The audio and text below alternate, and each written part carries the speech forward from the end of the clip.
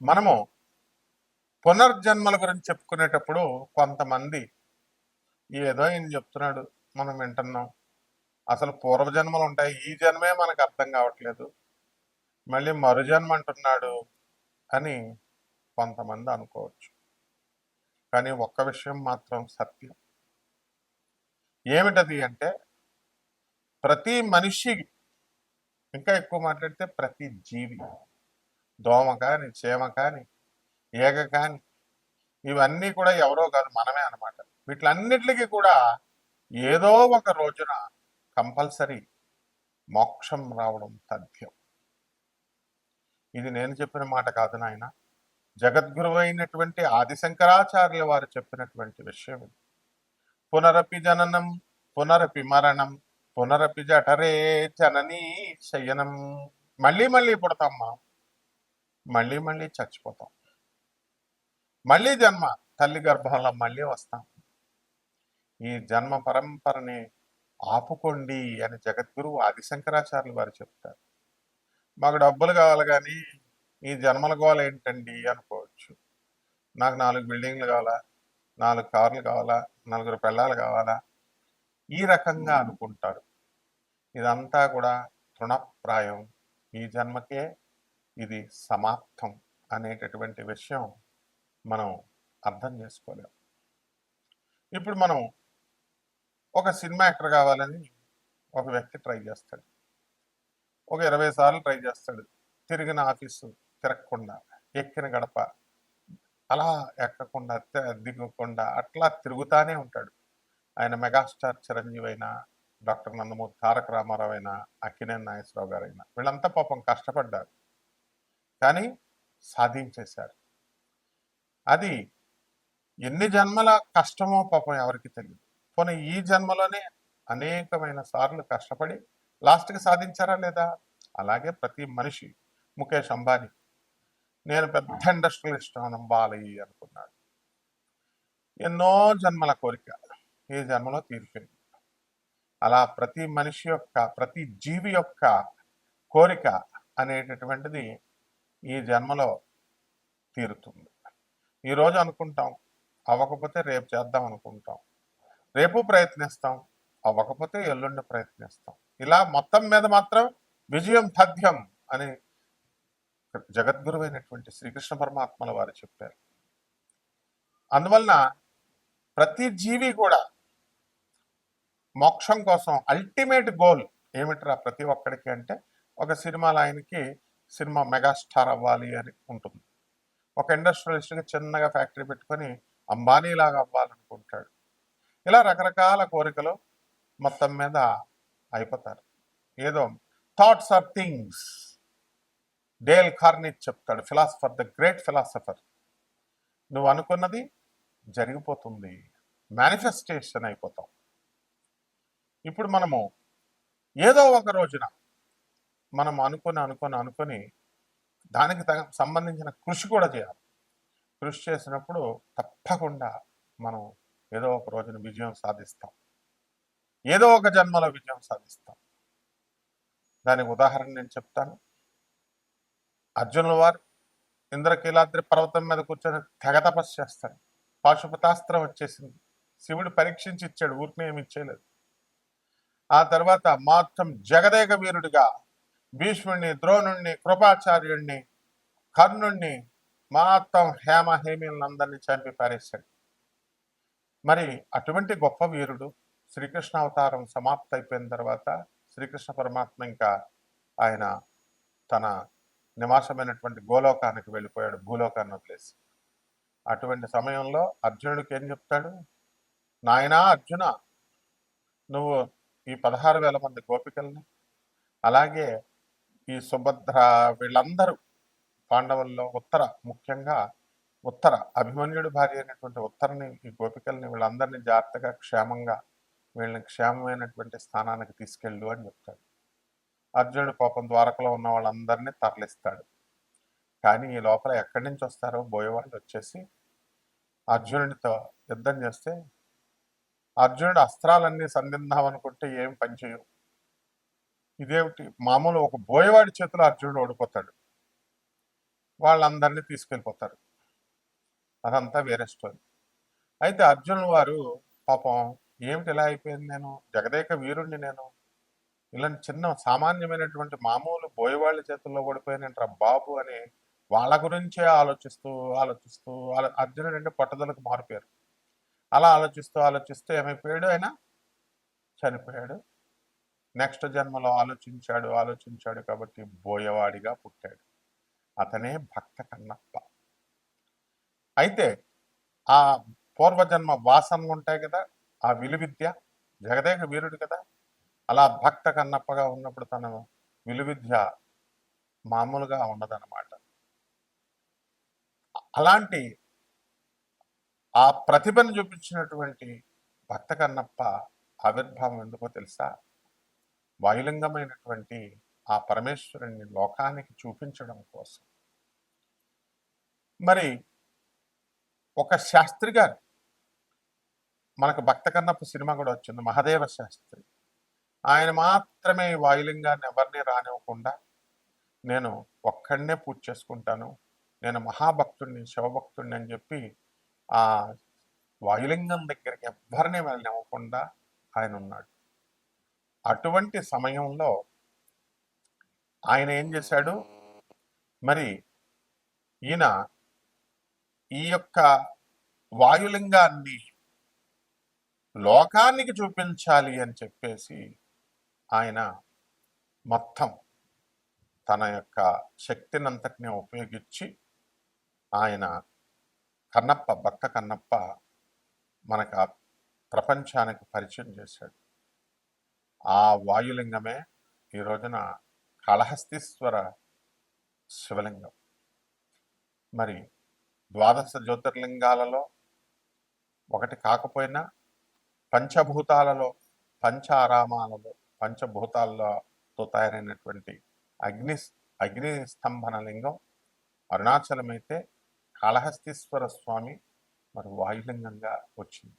అంటే డిఫరెన్స్ చూడండి. ఆ మహాదేవ శాస్త్రి అనేటటువంటి భక్తుడు ఆయన తనొక్కడ మాత్రమే శివుణ్ణి పూజ చేసుకోవాలని, ఆ వాయులింగాన్ని ఇతరులకి చూపించకూడదని గోప్యంగా ఉంచితే, పరమేశ్వరుని నలుగురికి చూపించాలని ఆయన అర్జునుల వారైనటువంటి భక్త కన్నప్ప తన ఎంతో కృషితో ఆ వాయులింగాన్ని ప్రపంచానికి పరిచయం చేస్తాడు. అందువల్లనే మనం ఈ రోజున కాళహస్తి ఈశ్వర స్వామిని మనం కొలవగలుగుతున్నాం, కాళహస్తి వెళ్ళగలుగుతున్నాం. ఆ విధంగా ఇదంతా శివ సంకల్పం. అందువలన మనం గోప్యంగా ఉండకపోయినా సరే జగద్గురువుల్ని మనం మీ అందరికీ పరిచయం చేయాలి అనేటటువంటి ఉద్దేశంతో, మనకు మోక్షానికి హేతువులు గురువు యొక్క అనుగ్రహం కావాలి. ఆ గురువులే ఎవరు? జగద్గురు అయినటువంటి ఆదిశంకరాచార్యులు వారు, రామానుజాచార్యులు వారు, మధ్వాచార్యులు వారు, ప్రభాత్ రంజన్ సర్కార్ ఆనందమూర్తి, లహరి మహాశయుడు, మహావతార్ బాబాజీ, తర్వాత మన రమణ మహర్షుల వారు, పరమహంస యోగానందుల వారు, ఇలా చెప్పుకుంటూ పోతే స్వామి వివేకానందుల వారు, రామకృష్ణ పరమహంస, ఇట్లా మరి ఆ జగద్గురువులను మనం చూపిస్తుంటే, మాకెందుకండి జగద్గురువులందరూ కూడా, మాకు కావలసిన బిల్డింగ్లు, ఇళ్ళు, డబ్బులు అని ప్రపంచంలో ఎవరినన్నా చూడండి, డబ్బులు కావాలి సార్ అంటారు. ఈ డబ్బులు రావాలి అంటే దానికి కొన్ని టెక్నిక్స్ ఉంటాయి.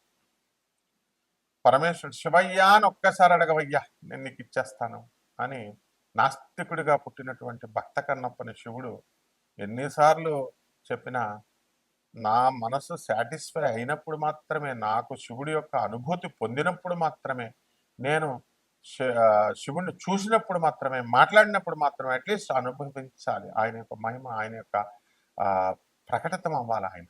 అప్పుడు మాత్రమే నేను అంగీకరిస్తాను, అప్పుడు మాత్రమే నేను శివయ్య అంటాను అన్నప్పుడు ఆ యొక్క సందర్భాలన్నింటినీ కూడా శివుడు మరి భక్త కన్నప్పకి అప్పచెప్పాడు, చూపించాడు.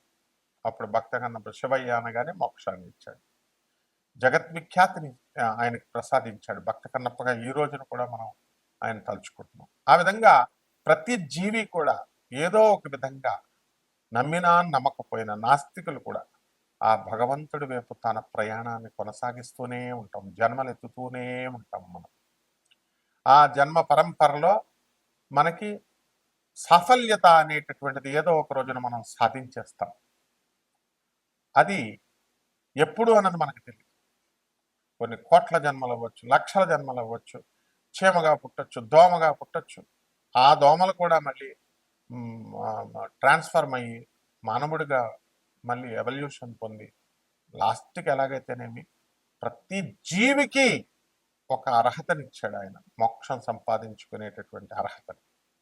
మోక్షం ఖచ్చితంగా ప్రతి జీవికి వస్తుంది. ఇది సృష్టి నియమం. ఈ సృష్టి రహస్యాల్ని ఛేదించేదే సైన్స్. ఈ సృష్టి రహస్యాల్ని ఛేదించడం కోసం మనకి దోహదపడేదే సైన్స్. అంతేగాని భగవంతుడిని ఛాలెంజ్ చేసేది సైన్స్ కాదు. భగవంతుడి యొక్క సృష్టి ఏ విధంగా ఉంది, లా ఆఫ్ క్రియేషన్ ఏంటి, అసలు సృష్టి నియమాలు ఏంటి, మనం ఎలా నియమాలను పాటిస్తే మనకి మోక్షం వస్తుంది అనేటటువంటిది ఆయన మనకి చూపిస్తాడు. ఆయన సరైన సమయంలో మనం కరెక్ట్గా తెలియజేస్తాడు. కాబట్టి ప్రతి జీవి కూడా ఏదో ఒక రోజున మోక్షం పొందడం తథ్యం. కాబట్టి అర్జునుల వారి చరిత్ర మనం కాదనగలుగుతామా? ఇంద్రకీలాద్రి పర్వతం ప్రత్యక్ష సాక్షిగా ఉంది. ఆ పర్వతం మీద ఉన్నటువంటి బెజవాడ కనకదుర్గమ్మ దేవస్థానం గురువుల దగ్గర చదివినటువంటి వాడిని. ఆ కాళహస్తి, ఆ పంచారామాలు, ఇవన్నీ కూడా మేము ఈ ద్వాదశ జ్యోతిర్లింగాలకి చిన్ననాటి నుంచి కూడా మా గురువులతో పాటు వెళ్ళి అక్కడ పూజలో పునస్కారాలు స్వయంగా ఆ యొక్క మూల విరాట్టులకు మా గురువులు చేస్తుంటే పక్కన ఉన్నటువంటి వాడిని. అలాగే మేము కూడా మరి ఇప్పుడు మిగతా వేద పండితులతో వాళ్ళు ప్రభుత్వం మమ్మల్ని నియమించినప్పుడు వెళ్తూ ఉంటాం, చేస్తూ ఉంటాం. ఇదంతా మరి ఒక క్రమబద్ధంగా జరగాలి. కాబట్టి పరమాత్మ ఉన్నాడు, శివుడే కృష్ణుడు, కృష్ణుడే శివుడు. కాబట్టి ఇటువంటి విషయాల్లో పాండిత్యానికి ఇది లేదు. శక్తి కంటే ముందు భక్తి పుట్టింది. కాబట్టి మనందరం కూడా ఏదో ఒక రోజున మోక్షం పొందడం తథ్యం. అయితే ఈ ద్వాదశ జ్యోతిర్లింగాల్లో ఎలాగైతే ఉన్నారో ఈ ద్వాదశ రాశులు మనకున్నాయి. ఈ యొక్క పునర్జన్మ సిద్ధాంతం ప్రకారం మనం పూర్వజన్మల్లో ఎవరం, మనం ఈ జన్మల్లో మనకు తెలుసు.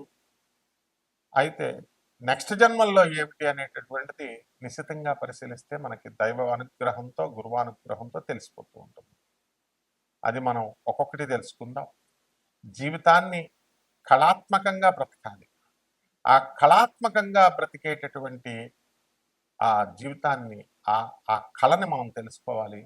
అది అందరికీ సాధ్యం కాదు, కానీ కంపల్సరీ తెలుసుకొని తీరాలి. సాధ్యం కాకపోయినా ప్రతి మనిషిని మన జీవితాన్ని కళాత్మకంగా బ్రతికి మన యొక్క గోల్ అయినటువంటి మోక్షం, కామన్ గోల్ ప్రతి ఒక్క జీవికి మళ్ళీ వెళ్ళి దేవుడు కలవడం. అందువల్లనే ఇది దేహము దేవాలయం అన్నాం.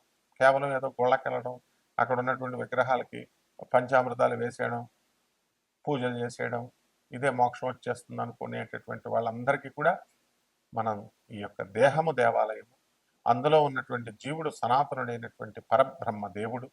కాబట్టి ఈ దేహాన్ని మనం శిథిలం చేసుకోకూడదు. ఆరోగ్యకరమైనటువంటి పౌష్టికాహారాన్ని ఇవ్వాలి, శాకాహార భోజనాన్ని ఇవ్వాలి. అలాగే మందు గిందు సిగరెట్లు తాగితే లంగ్స్ గింగ్స్ పోతాయి, మన శరీరం అంతా కూడా శిథిలమైపోతుంటుంది. అందుకని వద్దన్నారు. అంతేగాని నీ ఇష్టం, ఎవరిష్టం వచ్చినట్టు వాళ్ళు తాగొచ్చు, ఎవరిష్టం వచ్చినట్టు వాళ్ళు తినొచ్చు. ఒక్కొక్క గురువుని ఒక్కొక్క స్టైల్లో పుట్టిస్తాడు. ఇప్పుడు మా గురువు గారు చాగంటి కోటేశ్వరరావు గారు ఉన్నారు, పురాణాలు చెప్పడం. ఆ పురాణాల్లో నాయనలారా అరుణాచలం వెళ్ళండి, లేకపోతే కాశీ వెళ్ళండి, ఆ శివుడి మహిమ ఇలా ఆయన స్టైల్ అది. మరి ఒక్కొక్క గురువుని ఒక్కొక్క దీంతో ఎవరికి ఏ ఫ్రీక్వెన్సీతో మ్యాచ్ అవుతుందో ఆ ఫ్రీక్వెన్సీతో పరమేశ్వరుడు చెప్పిస్తూ ఉంటాడు. కాబట్టి ఆధునిక శాస్త్రాన్ని, ఏన్షియంట్ కల్చర్ని బ్లెండ్ చేసి చెప్పడం మన స్టైల్. అందువలన పరమేశ్వరుడు చెప్పించినటువంటి ఈ యొక్క విషయాలు యథార్థమైనటువంటివి. వీటిని మీ అంతరాత్మనితో ఆలోచిస్తే మీకే అర్థమైపోతూ ఉంటుంది. అందువలన మీ యొక్క జ్ఞాననేత్రాన్ని మీరు కనుక తెరిస్తే మీకు ఎవరో బయట వాళ్ళు చెప్పక్కర్లా. మీ జన్మ ఏంటో మీకే తెలిసిపోతుంది. పూర్వజన్మ ఏంటో మీకు తెలిసిపోతుంది. వచ్చే జన్మ ఏంటో కూడా తెలిసిపోతుంది.